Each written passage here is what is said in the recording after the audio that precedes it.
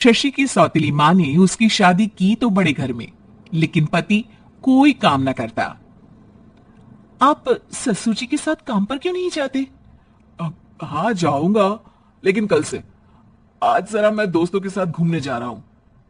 शशि के दो बच्चे होते हैं, लेकिन रमेश का हाल वैसा का वैसा ही रहता है। एक दिन, सुनिए ना, बच्चा रो रहा है, इसके दूध के लिए पैसे नहीं है। अरे तो पिताजी से ले लो ना। क्यों? अगर आप में कमाने की क्षमता नहीं थी तो शादी क्यों की? तभी घर आई बड़ी ननद बोल पड़ती है। आहा, तुम्हारी माँ को साफ साफ कह दिया था कि लड़का ना कमाता है ना कभी कमाएगा। हम चार चार बहनें हैं इसका ख्याल रखने के लिए, और पिताजी का इतना सारा पैसा, तुम्हें किस चीज की कमी रखी है? लेकिन थोड़े ही सालों में तकदीर बदल जाती है। शशि का ससुराल गरीब हो जाता है। सब बिकने के बाद शशि अपने पति, बच्चे और सास के साथ किराए के मकान में आ जाती है। मैं कोई नौकरी करना चाहती हूँ दीदी। अरे, इतने बड़े घर की बहू थी शशि, तुम नौकरी करोगी? नहीं नहीं नहीं नहीं। नहीं करूंगी तो घर कैसे चलेगा? बच्चों को भी तो पालना है ना। तभी शशि का भाई आ जाता है। शशि, ये ले राशन का सामान, किसी भी तरह की कोई भी जरूरत हो तो बताना। भाई, अब मैं नौकरी करूंगी। देख बहन, वैसे तो मैं तेरे साथ हूं, लेकिन हाँ, मैं ये भी चाहता हूं कि तू अपने पैरों पर खड़ी हो जा। शशि को एक प्ले स्कूल में छोटे बच्चों को संभालने की नौकरी मिल जाती है। एक दिन, शशि, मेरे स्कूल को अब तुम संभाल लो, मैं कुछ दिनों के लिए अपने बेटे के पास जा रही हूं। लेकिन प्ले स्कूल अकेले मैंने कभी नहीं संभाला है। अब ये सब मैं नहीं जानती। इतने महीनों में तूने जो देखा, बस पूरे आत्मविश्वास के साथ उसे करना। शशि नीलम के जाने के बाद पूरे एक महीने उसका स्कूल अकेले संभालती है, और फिर एक दिन आता है जब वो अपना खुद का स्कूल भी खोल लेती है। वाह शशि, तुमने आज मेरा सर गर्व से ऊंचा कर दिया। तुम्हारा यही आत्मविश्वास तुम्हें बहुत आगे ले जाएगा। नीलम, बहुत आगे जाने की चाह नहीं है, बस ये छोटा सा स्कूल मेरे बच्चों की अच्छी शिक्षा में मेरी मदद करे, यही मैं चाहती हूँ। शशि थोड़े थोड़े पैसों से ही अपना परिवार पाल रही थी। एक दिन उसके घर उसकी बड़ी ननद आती है।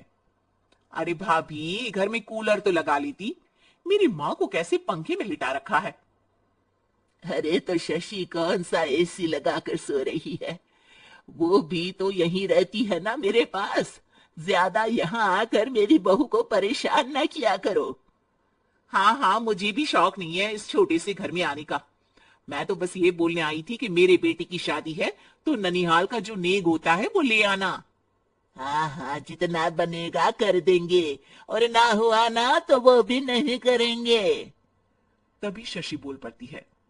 अरे नहीं नहीं माँ जी, रीटा घर की बेटी है, उसके ससुराल वाले उससे शादी पर पूछेंगे कि मायके से क्या मिला।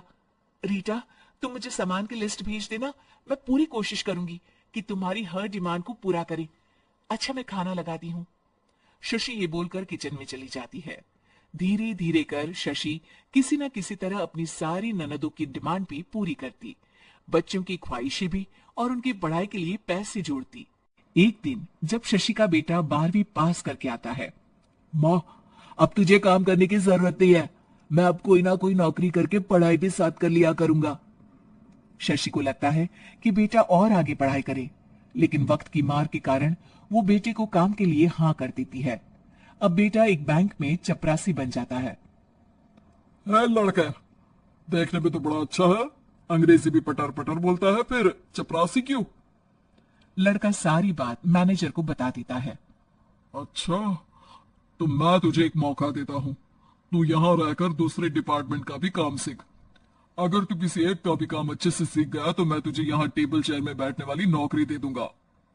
लेकिन एक दिन शशि की ननद उसे फोन करती है। अरे भाभी, देखो, मायका तो मेरा तुम लोगों से ही है। मैंने आपके बेटे और मेरे भतीजे प्रदीप के लिए यहाँ एक नौकरी देखी है, पूरे 5,000 मिलेंगे। वैसे करता ही क्या है, चपरासी ही तो है ना।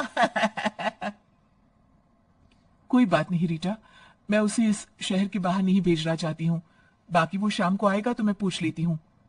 वहीं प्रदीप मैनेजर की बात से खुश हो जाता है और मैनेजर के काम पर ही नजर रखने लगता है। वो उनकी तरह के पेपर पढ़ता, काम करता और आने वाले लोगों की बातें सुनता। एक दिन बैंक में ऑडिट वाले आते हैं। ये गलत है, पूरी बैलेंस शीट नहीं मिल रही है, कहीं ना कहीं गड़बड़ है। ए मैनेजर, क्या करते हो? बैंक के पैसों का हिसाब सही नहीं है। मैनेजर के पसीने छूट जाते हैं। तभी प्रदीप वहां जाता है। अब क्या मैं ये बैलेंस शीट देख सकता हूं? अरे बेटा मजाक नहीं, जाओ पानी लेकर आओ 1 गिलास। प्रदीप मैनेजर को पानी लाकर देता है और फिर ऑडिटर से कहता है, देखिए सर, मैं आपको बता सकता हूं कि कैसे बैलेंस शीट को आप लोग गलत तरीके से जोड़ रहे हैं। ऐसा बोलकर प्रदीप एक एक कर सारे डाउट क्लियर कर देता है। अरे हाँ, ये तो पॉइंट हमने देखे ही नहीं थे। गुड, कौन है ये बच्चा? तभी मैनेजर बोल पड़ता है, अब हमारे यहाँ अकाउंट में नया आया है।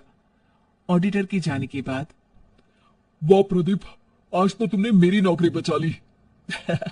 और आपने भी तो मेरी नई नौकरी लगा दी, अकाउंटेंट की।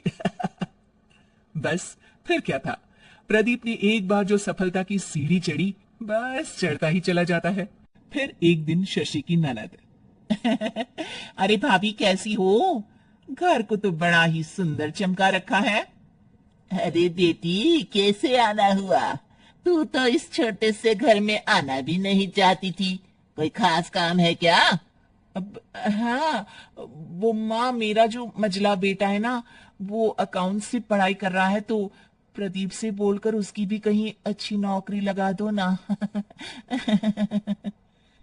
सास और शशि समझ जाते हैं कि कैसे पैसे आते ही लोगों के बात करने के तरीके से लेकर रिश्ते निभाने तक में बदलाव आ जाता है।